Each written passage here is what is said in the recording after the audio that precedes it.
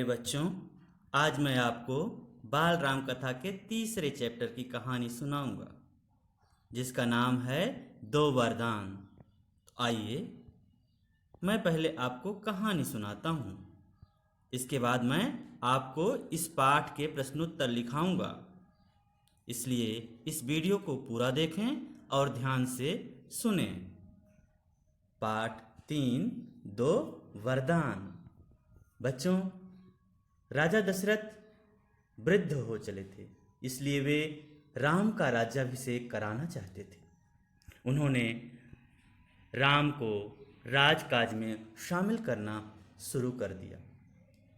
उन्होंने राम को युवराज बनाने के लिए उनके राज्याभिषेक की घोषणा की। राम के राज्याभिषेक के लिए तैयारियां होने लगीं। उस समय भरत और शत्रुघ्न ननिहाल में थे। राज्याभिषेक की तैयारी दासी मंथरा ने भी देखी। दासी मंथरा ने कैकेयी से कहा कि तुम्हारे सुखों का अंत होने वाला है, क्योंकि राजा दशरथ राम का राज्याभिषेक करने जा रहे हैं। और उन्होंने जानबूझकर भरत को ननिहाल भेज दिया है। कैकेयी ने कहा, इसमें बुरा मानने की कौन सी बात है? मंथरा ने कहा कि अगर राम को राज मिल गया तो वे भरत को देश निकाला दे देंगे और दंड भी देंगे। कोई ऐसा उपाय करो कि राजगद्दी भरत को मिले और राम को जंगल भेज दिया जाए। उसकी बातों का कैकेयी पर असर पड़ा। मंथरा ने कैकेयी को उसके दो वरदान याद दिलाए, जो राजा दशरथ ने कभी देने का वादा किया था। उसने रानी कैकेयी को कहा कि वो भरत के लिए राजगद्दी और राम के लिए 14 वर्षों का वनवास मांगे। रानी कैकेयी कोप भवन में चली गई। दशरथ ने जब उन्हें कोप भवन में देखा तो वह खुद को रोक नहीं पाए। उन्होंने कैकेयी से उनके दुख का कारण पूछा। कैकेयी ने पहले उनसे अपने वचन पूरा करने का आश्वासन लिया। दशरथ ने हामी भरी। कैकेयी ने उनसे भरत के लिए राज्याभिषेक और राम के लिए 14 वर्ष का वनवास मांगा। दशरथ आश्चर्यचकित रह गए। कैकेयी ने कहा कि अगर आप वरदान नहीं देंगे तो मैं विष पीकर अपनी जान दे दूंगी और कलंक आपके माथे पर होगा। वे मूर्छित होकर गिर पड़े।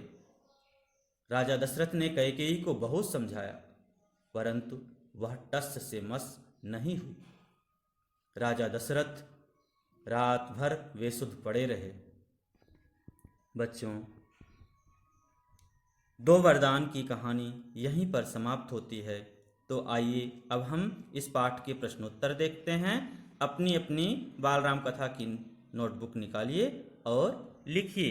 सबसे ऊपर आप चैप्टर का नाम लिखने के बाद प्रश्नोत्तर लिखिए।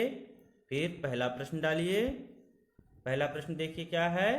पहला प्रश्न है, राजा दशरथ के मन में क्या इच्छा थी?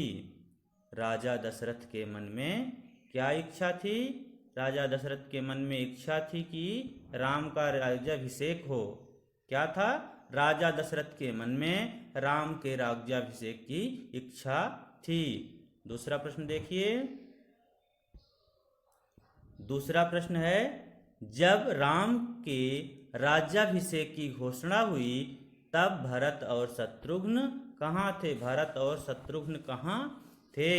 ऊपर मैंने बताया है, भरत और शत्रुघ्न अपने नाना के यहाँ केकय राज्य में थे। मंथरा कौन थी? वही मंथरा जो कैकेयी को भड़काई थी। मंथरा कौन थी? मंथरा कैकेयी की दासी थी। किसकी दासी थी? कैकेयी की दासी थी। चौथा प्रश्न देखिए। कैकेयी ने राजा दशरथ से क्या वरदान मांगे? कैकेयी ने राजा दशरथ से क्या वरदान मांगे? भरत के लिए उसने मांगा कि राजगद्दी और राम के लिए 14 वर्षों का वनवास। भरत के लिए अयोध्या की राजगद्दी और राम के लिए 14 वर्ष का वनवास। कैकेयी की बात सुनकर राजा दशरथ की क्या दशा हुई। कैकेयी की बात सुनकर राजा दशरथ की क्या दशा हुई।